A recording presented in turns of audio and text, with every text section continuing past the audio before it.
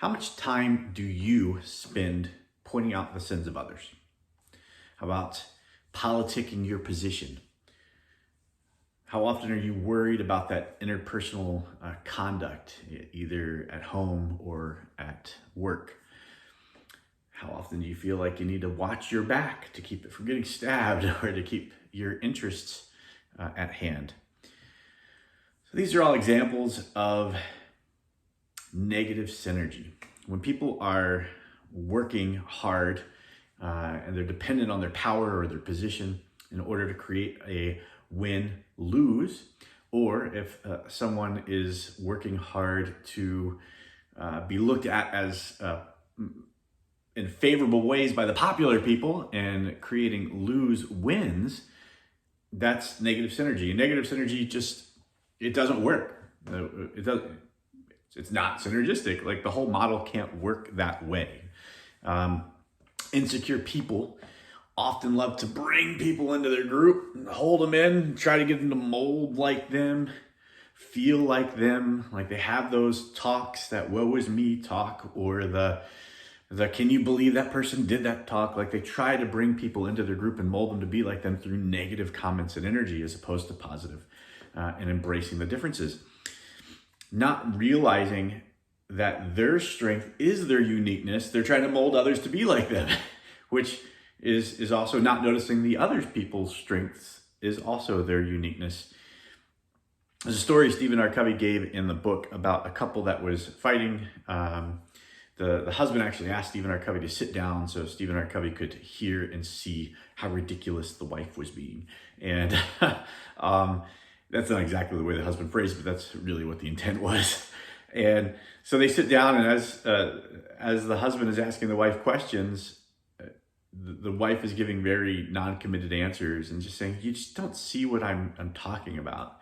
And the guy kept asking more questions and drilling in and trying to get specific answers. He's like, give me something specific. She's like, there is nothing specific. He's like, well, is it the house? No. Is it the car? No. Is it the things that we get to do? No. Is it the things that we buy? No. It's none of those things. So what is it? What is it?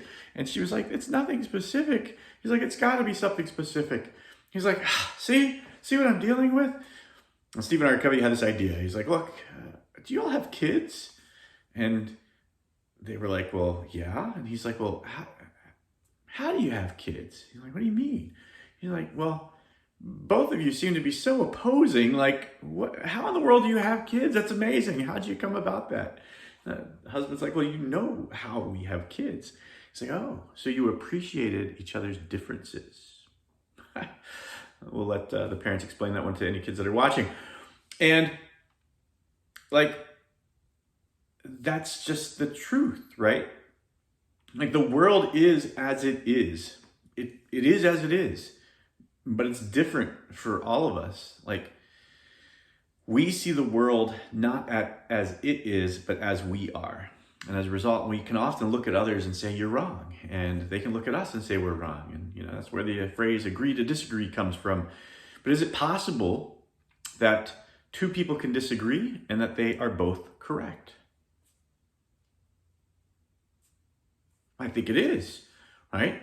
Like, have you ever had an argument with somebody where at the end of the argument, you realize that you were both saying the same things? You actually agreed with each other, but you're just saying them different ways? I have often, like, especially on Facebook, where the communication doesn't seem to be as obvious sometimes without actually having a face-to-face conversation. It's just in written form. And if we're not explaining it correctly, or we're caught up in being right, then a lot of times the need to be right, the defensiveness of being right, can have the others, both sides, butting heads. And, reality, it was just a difference in perception. It takes us all the way back to the beginning of the book, which is convenient because we're coming close to the end of the book. At the beginning of the book, we had the little exercise where you looked at the picture and then you looked at another picture. Did you see an old woman or a young woman? And depending on which picture you were shown to start, depending on what you saw in the major image. It's pretty creative, right? Like, it's a difference in perception. What's really interesting about that, though, is if I was given the picture of the young woman, And I found somebody else that was given the picture of a young woman. And I said, what do you see? And they say, I see a young woman. Well, I see a young woman. Well, what then? Like, okay, great. We both see young women. We can puff our chest and move on because we're right.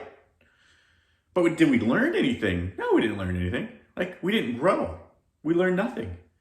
The more interesting conversation would be to have with the person that saw the old woman, that saw the opposing view, that saw the other perception.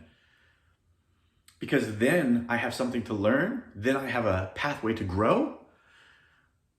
I have a way to expand my mind. I can have a conversation with that person that sees something differently and dig in and figure out what they saw and how they saw it and let them show me how they saw it. And I have an opportunity to grow. But if we see the same thing, there's no opportunity for growth.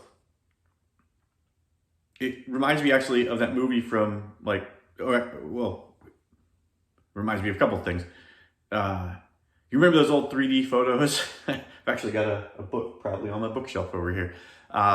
Where you look at the garbled images, and if you crossed your eyes just right and move the picture forward and backwards just right, you could see another picture in it that was 3D.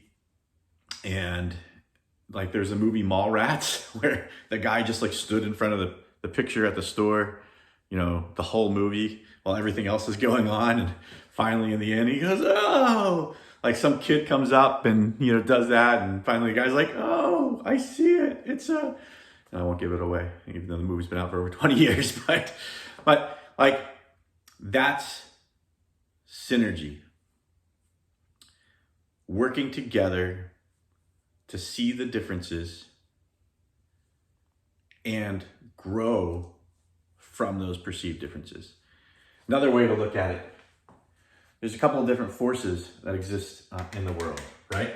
So we've got our driving forces, and we can be driving our energy in a particular direction, our thought, our process, our intent, our perception.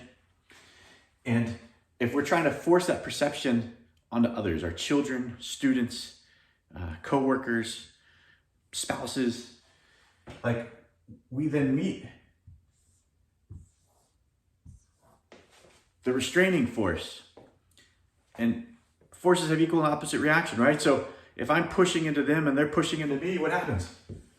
We just run into a wall. Like we hit a standstill. This is the face of current modern day politics, by the way, in a two-party system, right? Like Democrat president wins, Republican president wins. Like we'll never get what we want because the whole time that we're voting, you know, it's a balance struggle. It just keeps swinging left or right. So if your view is over here and their view is over here, basically the struggle ends up meeting somewhere in the middle. So what happens if, as you are having your driving force and you're pushing against them, what happens if you meet their force and in an effort to understand, you go the other direction? You start walking with them. Well, now we're moving somewhere. You're like, well, Jeff, we're moving backwards. No, we're just moving. We're not stuck. We're not stopped. We're moving. We're taking steps forward. Might be a slightly different path. Who knows? The path could be exciting. So I'd like to challenge you, take a look today at people that irritate you in life, the people that frustrate you, the conversations that frustrate you. You know, make a list of the differences of opinions that you've had with others, especially over the course of the past couple of months, and people that you've argued with, people that you haven't understood. List out what it is that you haven't understood and where it is, and try to find a place where you can come from that curiosity, think about a win-win, and start to synergize and move forward through these habits 4, 5, and 6. Move forward in an interdependent relationship where together y'all can come up with a greater concept or a greater idea. Try to have that tough conversation as you think about the habit of synergy. Moving on to the final habit tomorrow, and and then almost to the end of the 66-day challenge. I'm excited. Thanks, everybody. Have a good one.